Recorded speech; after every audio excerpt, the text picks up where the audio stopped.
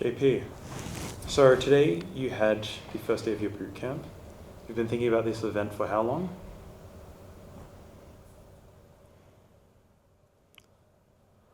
Six months actively working on it for about 2.5 to 3. Mm-hmm. And it's been a long ride to get here, correct? 3 years. Yeah. Now, the first day, or the first boot camp itself, how many people did end up coming? 4. And would you say you were disappointed with the outcome? Extremely. Beautiful. Now, what would you say to people who are dealing with disappointment?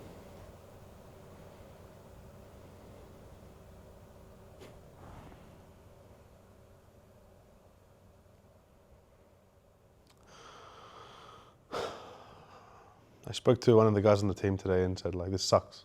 It's been what feels like 3 massive failures in a row, consecutively. It's hard, it's humbling, and it hurts. He just said, do you remember where we were a year ago? I go, yeah.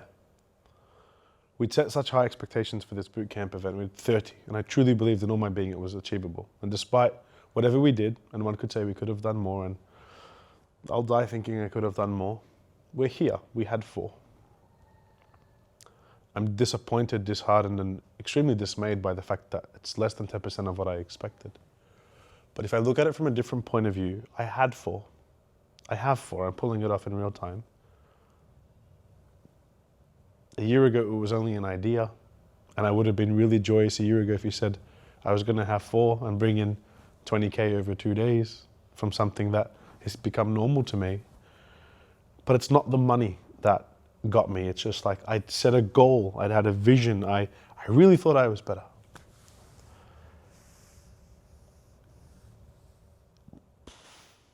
And it's a hard balance to keep telling yourself that you are better and you can be better,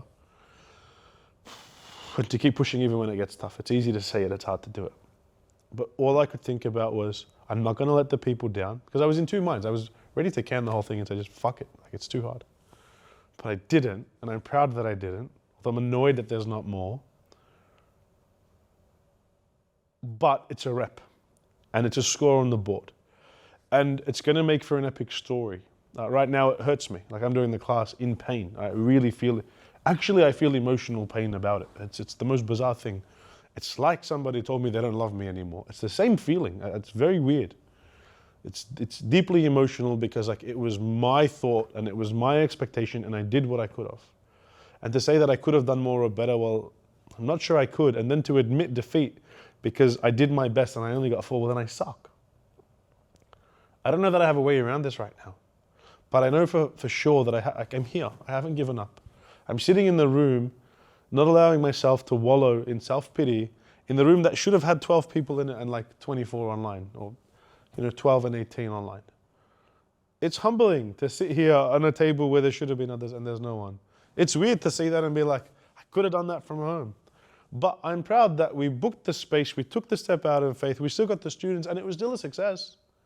The only one that saw it as a failure and feels it's a failure is me.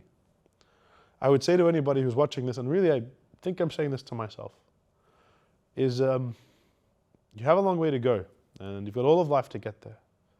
Your sense of urgency is admirable, but sometimes it might make you short-sighted, and sometimes you think you're better than you are. Not that you mean it, but you're human. It's okay. Some days you'll win. Some days you'll lose. But a day like this is still a win to somebody else. And now, JP, you're not comparing yourself to somebody else? Well, great. JP, a year ago, a day like this would have been an epic fucking win. And here you are sitting in front of the camera saying, you feel brokenhearted and dismayed. And so I think it's a balance of always wanting to be my best. It's not a comparison to anybody else. It's what I thought I could have done, what I should have done. And then having the faith to say, well, okay, we've got more to go. And having the resilience and the grit and the determination to say, you know what? You're not going to beat me because I've been here before. Yeah, it sucks, but I've got this. And really, it's not how many times you get hit, but it's how many times you can get hit, keep standing and keep fighting. And so I'll live with this memory forever. And I think it will forever shape my humility. Not that I needed another humbling experience, but people make plans and God laughs. It'll be the thing that I'll one day get on a stage in front of 400 and say, one day I asked for 30 and I got 4. Now I was hoping for 200 and I got 400. So I cling to the story of my belief that one day I'll be the best at what I'm doing. And I have that as a faith and a guiding light. I also believe that if I look on reflection, I'm able to appreciate the small wins. And if I look back on the speech that I did the other week that I also count as a failure, that wasn't because people called up saying that was awesome, thank you, you've helped me shape how I see business. I'm going to take my own advice and I'm going to go out with my team in the smallest way, but I'm going to celebrate the small win because it's a win. And I'm not going to lose sight of what's ahead. All I'm going to see is that I've got more work to do. There's so much more to go. We have come. If you're watching this, you've come a long way. It's not the end. It's just a new beginning. Take a day off, a rest day. That's weird for someone like me. It's like, we don't stop. Maybe that's what it is. Just like, slow down for a freaking day. But in any case, we're not stopping. This is just added fuel to the fire to keep going. And I think this video is for me, for anybody watching. Roy Boy shot this for me without me knowing. Maybe I'll be the one to look back and reflect on this when I get to the audience of 400 and be like, huh, cool.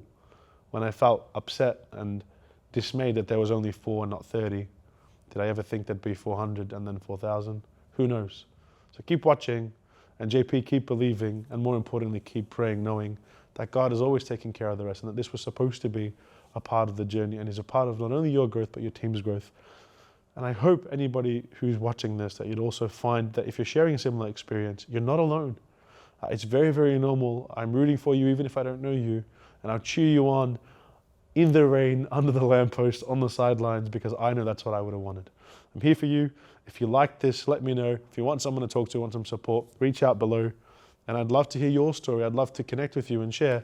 And it's really cool. Once you talk about these things out in the open, they lose their fear, loses its grip on you once you've exposed it to the light. And so don't be shy, don't be nervous, don't be anxious. Just reach out below.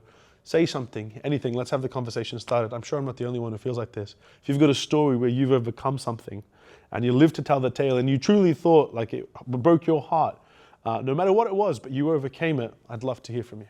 As always, yeah, think your hardest. And that's definitely what I'm doing. I'm working my best, so I'll take solace in that fact. And I guess I always carry my cross and I'm always praying knowing that God has and always will take care of the rest. And if I cling to that belief, well then this was the way it was meant to be. Thank you.